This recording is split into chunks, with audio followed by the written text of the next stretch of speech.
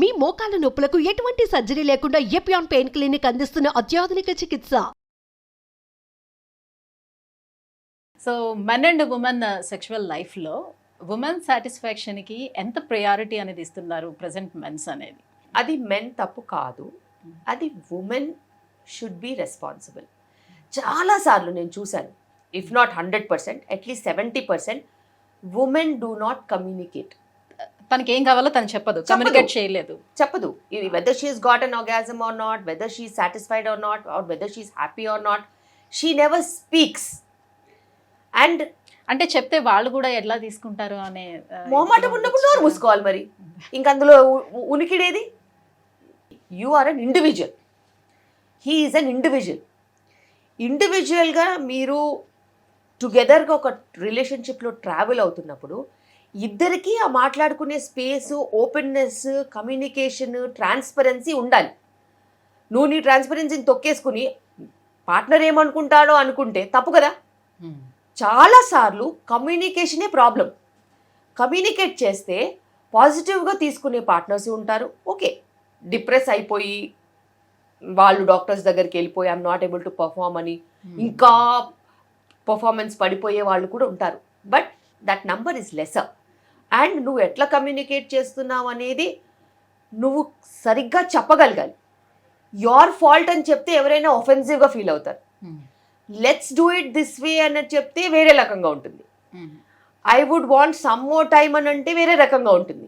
So నీ మాటలు వల్లే ఏదైనా కానీ పెరగడమా విరగడమా అనేది ఉంటుంది. చాలా వరకు వాళ్ళు అనుకునేది ఏంటంటే, ఇప్పుడు నేను ఇలా చెప్పాను అని అనుకోండి ఫర్ సపోజ్, సో నీకు చాలా ఎక్స్పీరియన్స్ ఉన్నట్టుంది, that's why you asking like that, అలా ఏమైనా అంటారేమో.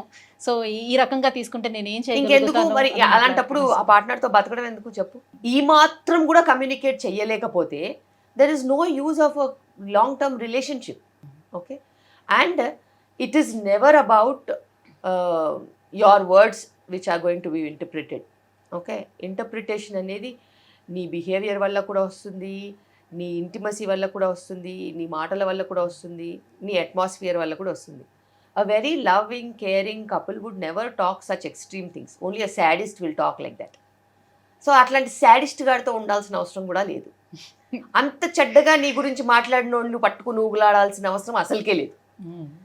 సో ఏదైనా అర్థం చేసుకుంటేనే రిలేషన్షిప్. ఇంత నాస్టీగా మాట్లాడితే ఇంకా వాడు నీ గురించి ఏమనుకుంటున్నాడు, నువ్వు ఎందుకు ఉండాలి కలిసి? As well get out of that trauma. Today if he speaks like this, tomorrow he'll speak anything else. And if you are going to think like he might talk to me like that, that means you don't have an internal respect for him. So ఏదైనా రిలేషన్షిప్లో బయట ఎంత respect ఉంటుందో లోపల కూడా అంతే respect ఉండాలి, అంత కమ్యూనికేషన్ ఉండాలి, అంత ట్రాన్స్పరెన్సీ ఉండాలి.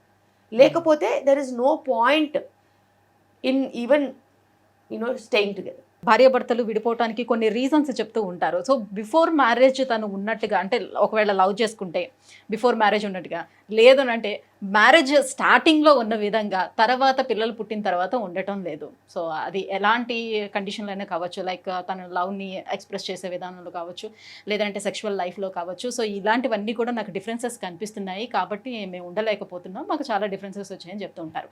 ఎందుకు బిఫోర్ ఉన్నట్టుగా ఆఫ్టర్ ఉండలేకపోతారు? అంటే ప్రాబ్లం మెన్లో ఉంటుందా, ఉమెన్లో ఉంటుందా? ప్రాబ్లం లైఫ్లో ఉంటుంది. Because when you travel together ఖచ్చితంగా ఈ రోజు ఉన్నట్టు రేపు ఉండదు, రేపు ఉన్నట్టు ఎల్లుండి ఉండదు. అండ్ లైఫ్లో ఎప్పుడు కష్టాలు, నష్టాలు, సుఖాలు వస్తూ పోతూ ఉంటాయి. And that builds relationship. అలాగే నీ demands and your profession and your environment keeps changing. అవి చేంజ్ అవుతున్నా కొద్దీ దానికి అనుగుణంగా నువ్వు అడ్జస్ట్ అవుతూ వెళ్ళిపోవాలి. At 20s you are a different person, at 30s you are a different person, at 40s you are different, 50s you are different. Your body is different, yes. Your work is different, your professional engagements are different, your family is different, your responsibilities are different. So prioritize అయ్యేవి prioritize అవుతూ ఉంటాయి, prioritize లేని పక్కన పడుతూ ఉంటాయి. But ఇద్దరు కలిసి travel చేస్తున్నప్పుడు unless it is threatening the other people's life or it is very traumatic for the other people's life, you can travel together. Adjustments ఉంటాయి, అర్థము చేసుకోవడం అనేది ఉంటుంది. అండ్ సెక్షువల్ యాక్టివిటీ కూడా డిఫరెంట్ ఏజెస్లో డిఫరెంట్ టైప్స్లో ఉంటుంది. Some times even a hug will give you the same feeling, some times even intimacy will not give you the same feeling. So environment మీద చాలా depend అయి ఉంటుంది. లైఫ్లో ఎప్పుడైనా ఒడిదుడుకులు వచ్చినప్పుడు ఉండేదాన్నే మనం పాలిష్ అవుతూ ఉంటాం తప్పితే ఇది ఎవ్వరి మిస్టేకు కాదు. అండ్ ఇప్పుడున్న హై స్పీడ్ సొసైటీలో చాలా డిమాండింగ్ సిచ్యువేషన్స్లో వర్క్ చాలా టైం తినేస్తుంది. అండ్ వర్క్తో పాటు other things also are very very occupying, like your own commitments కానీ, యువర్ ఫైనాన్షియల్ గ్రోత్ కానీ, కెరియర్తో పాటు ఇంట్లో ఉన్న రెస్పాన్సిబిలిటీస్ కానీ, ఎక్స్పెక్టేషన్స్ కానీ. People would want to have a house, people would want to have a vehicle, people want to have 1 or 2 children. ఇవన్నీ manage చేస్తూ వెళ్ళినప్పుడు ఆ జనజీవన స్రవంతిలో కలిసి వెళ్ళిపోతున్నప్పుడు ఇలాంటివి చాలా జరుగుతూ ఉంటాయి. And it's just a part of life and people keep changing.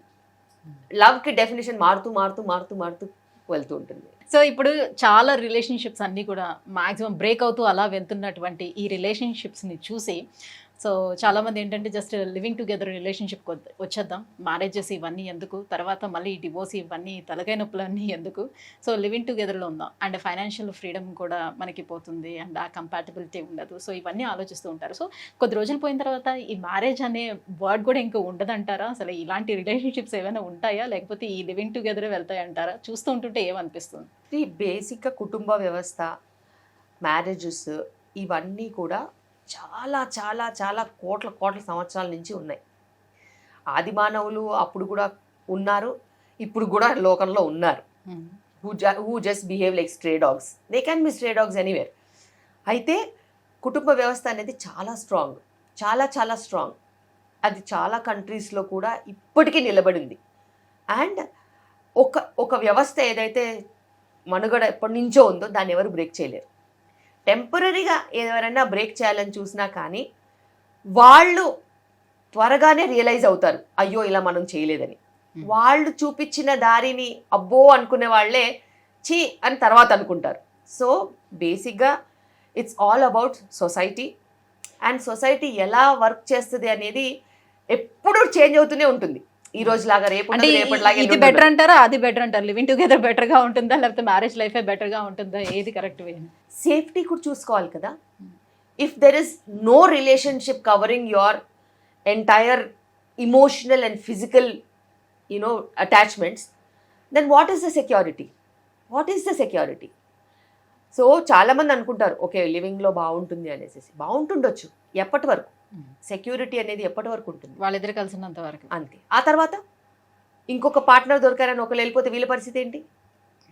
So అలా అని మ్యారీడ్ రిలేషన్షిప్స్లో వెళ్ళిపోరని కాదు, బట్ మ్యారీడ్ రిలేషన్షిప్స్లో వెళ్ళిపోయినప్పుడు there is every bit of a legalities that are there to make your secure.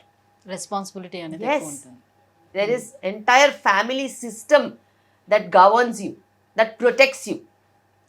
But in just random relationships, avanni undavu. And there will be nobody to share your trauma also. Anybody going through divorce, there will be families supporting them, children supporting them, or something else supporting them to stand by them.